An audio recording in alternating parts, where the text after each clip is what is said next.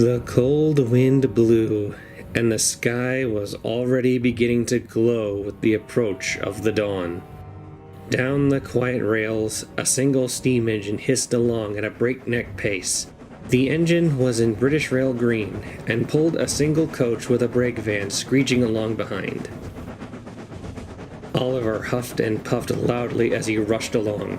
He'd been stuck waiting in an old siding for a late-night goods to pass. The goods had been hours late, and he'd not wanted to risk being seen by diesels. He'd been stuck on a disused branch for weeks, listening to the diesels growl as they looked for a runaway steam engine.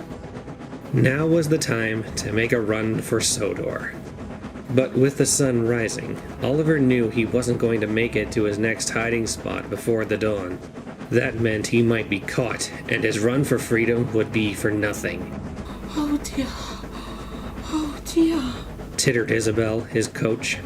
Driver, we're not gonna make it, Oliver said. Indeed. We might need to find a different hiding spot. And fast. Just as the sun began to shed its golden rays on the tops of church steeples, Oliver hissed into a disused shunting yard. Weeds had taken over the tracks, and the station sat closed, with boards on its windows and graffiti on its walls. It felt very eerie, but with the sun almost up, it would have to do. The driver and fireman changed the points, and Oliver, with Isabel and Toad, slipped into the yard. They hid in the furthest siding from the main line. Trees and bushes had grown thickly here, and a derelict engine shed gave further cover. The fireman dropped Oliver's fire quickly. "Just as well we stopped. We're almost out of coal." Do you think it'll be enough to get us to Sodor? Oliver asked worriedly. "I dunno," said the fireman gravely. "We'll need to source some more. We've gotten so far already, we can't fail now." The engine crew quickly placed rubbish on and around Oliver, to better keep him hidden while they went out to find extra coal. We'll be back soon, old boy. Hopefully someone will have some coal to spare. Then they left. Isabel and Toad fell asleep after a while. Oliver, however, couldn't sleep so easily. Soon, the sound of diesels running past on the main line could be heard, growling as they rumbled past. He kept a careful watch, listening for a sound that would mean they'd been spotted. But it didn't take long before Oliver drifted off to sleep as well. The sound of a robin twittering in a nearby tree could be heard between the growling purrs of diesels. This place looks good. Oliver woke with a start. The voice was not his crew or even Toad's. It was accompanied by a deep rumbling of a diesel engine. 2 of them. Oliver peered through the rubbish that was piled on his front, looking out. There were 2 diesels. One was a small shunter, and the other was a larger mainline diesel. Between them was a long scrap train, sitting in the yards off the main line. They were only 2 tracks away. Oliver bit on his tongue, trying to remain as silent as he could. The shunter spoke up. You couldn't have picked a cleaner yard. Sitting here, this scrap will fall apart before we can get it to the scrap yard. It's off the main line, and you know how our controller will have a fit if we block the main line. Heck, he might toss us on the scrap pile if we do that. The other diesel grumbled. Yeah, so why are we leaving our haul of scrap here again? 'Cause the scrap yard you want to go to has cheated us out of hundreds of pounds many times before. I am sure another place will give us more for this junk. If you insist. Then we'll take some of this junk and see what other places will pay, and we'll go to the place that will pay the most. The big diesel rumbled back and looked at the scrap train. We should fill these trucks up a bit more to look like we have more to bring in. These trucks are hardly loaded. Well, lucky you. My driver brought a kettle torch. We'll just cut some extra of this kettle and add it to the trucks. Oliver gasped silently as he heard the hiss of a cutting torch, followed by the sudden loud screaming of the engine being cut up. He couldn't see this engine, as the big diesel obscured his sight, only being able to see the sparks hitting the ground. He closed his eyes and tried hard to ignore it, But it was not possible. The screams carried on for what felt like forever. Eventually, the sound of diesels departing could be heard, a few trucks rattling behind them. The screams stopped and slowed into a series of pained moans. Oliver felt a small comfort that Isabel and Toad seemed to still be sleeping, somehow able to have slept through the screams. He supposed where they were, such noises were more muffled and less audible to wake them. Hey, you. A voice called. Oliver opened his eyes. The voice was not of his crew. The only other owner of the voice had to be the scrap engine. Nervously, Oliver turned and looked over at the engine. It was a rust-covered Ivet. Its tender was missing, and the amount of rust almost obscured its once bright black livery. The engine looked over at Oliver and sighed.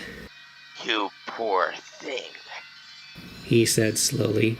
I truly feel sorrow for you. Oliver looked puzzled. Sorrow? How could you feel sorrow for me? You're on a scrap train with... those horrible diesels. And they cut parts of you off. I've made my peace. That is the end, dear engine. I feel sorry that you are where you are now, stuck in hiding on a railway that has thrown us all away. Oliver felt nervousness creep into his boiler. He began to worry this engine would call attention to him. But he needn't worry, as the engine then added hastily. Don't worry, I won't tell them about you. You are very well hidden, and those engines only care about the scrap on this train. They won't dare look on your way. Besides, don't know how much longer I have myself. What do you mean? The old engine wearily looked back up at Oliver. He didn't say anything for a moment. Oliver felt he could tell what he was about to say just by the look in his eyes. I spent so many years resting away. It's taken a toll on me. Soon, there won't be enough of me to wake up. It'll be the end. Forever. A chill ran through Oliver's frames. He remembered the stories of what old engines felt just before they passed away. Those that were lucky enough to be spared being alive when the cutting began. How gradually engines would first feel pain in their bodies as the rust set in. Then gradually, that pain became less and less. Physical sensations would fade shortly after. An engine would become tired and want nothing more to do than just close their eyes and rest. And then, in a blink, they'd be gone, leaving a smokebox door in its place. The old engine coughed and brought Oliver's attention back. What's your name, youngster? Oliver. And what's yours? Howard. The old engine said. Oliver, Isabel moaned. we're trying to rest. Do you want to get us caught? Howard blinked in surprise. What? Who said that? I thought we were alone. No, Oliver said quickly. I'm here with my coach Isabel and a brake fan named Toad. We're escaping. Howard sighed heavily.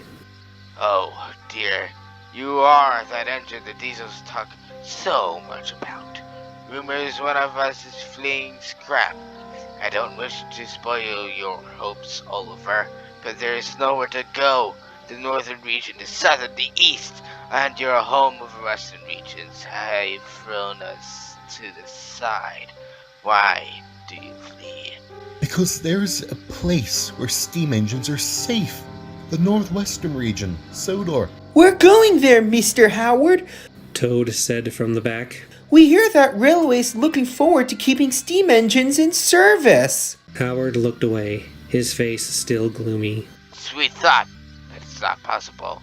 All the controllers have gone in and unanimously said that diesels are the way forward. And that's such a long trip. Especially for a tank engine such as yourself. Doubt you're in very good condition for working life, Oliver, given the state of our railways. Oliver felt indignity rising in his boiler. Sodor was his last hope, and while he knew his condition was a little worse for wear, he was certain he'd make it. I might be rough, but Sodor is a haven for steam engines. Those engines pull actual trains, and they're taken care of no matter how rough of a state they're in. But the diesels. We read in a newspaper that Sodor will never be like this. Oliver snapped. My driver and fireman read in a paper that the famous Flying Scotsman is visiting there, and the controller made a statement saying his railway will never become like the mainland England. That is why we're going there. It's hope. Something you've got none to give. The old engine looked at the enraged tank engine and sighed again, looking down at his buffers. You are partially right. I have no hope.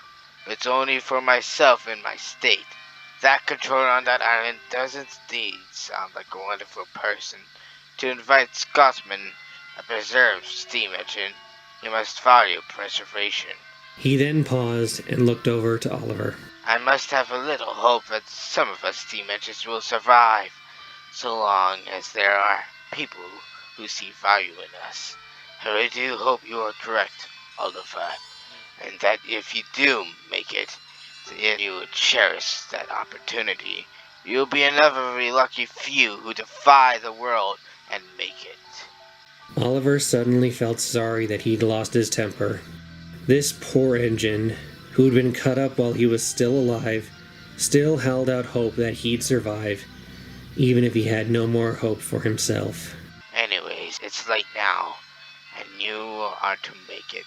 You'll need plenty of rest for it. Alright, I'm sorry I snapped Howard. Just, none of the engines on my old line felt I'd make it. The old engine sighed and coughed a moment, his lips pulling back in a small, faint smile. It's alright. Just keep that energy when you really need it.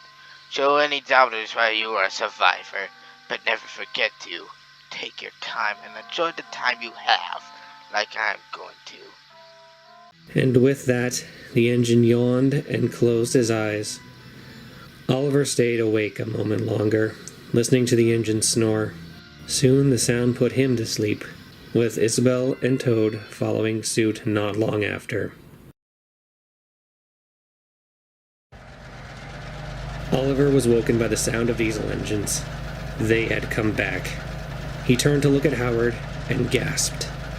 Instead of a face, all that greeted Oliver was an empty smoke box. Oliver felt terrible. Even without a fire, he felt colder than he'd ever been before. To have spoken to an engine one day, and then see them just gone the next, he didn't know it was possible to feel this terrible. Glad we took that scrap to some other yards. We would have lost a good 130 pounds going to the one you suggested. The big diesel chuckled.